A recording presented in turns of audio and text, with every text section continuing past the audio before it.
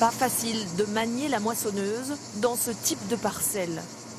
Il faut slalomer entre les arbres. Car ici, les noyers côtoient l'orge ou même le blé.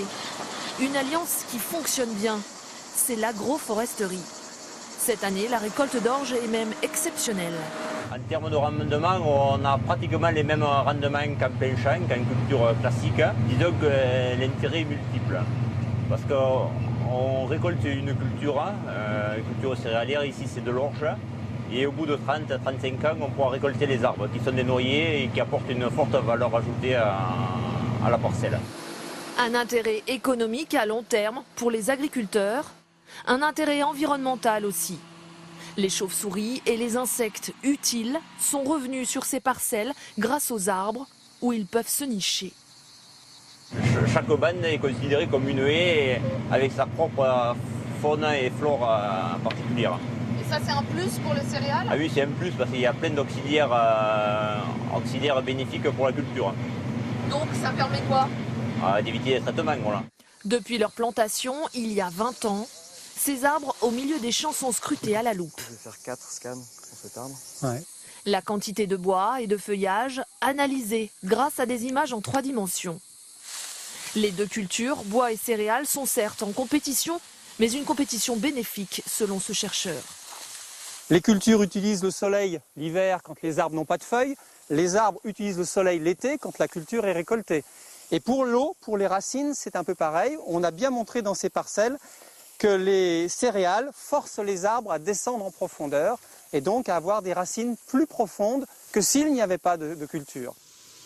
Autre avantage, l'engrais naturel créé par les feuilles qui tombent à l'automne. Elles deviennent de la nourriture pour le sol. Les racines profondes créent aussi un compost qui rend la terre plus fertile. Des céréales, mais aussi de la vigne, entre différentes sortes d'arbres. Une vingtaine d'essences sont testées dans ce domaine du Languedoc. Des arbres qui pourraient être un atout pour le vin dans le futur. Avec le changement climatique, ici on craint beaucoup d'avoir trop de chaleur, des maturités trop précoces. Et l'ombre des arbres peut retarder la maturité et donc améliorer la qualité du raisin.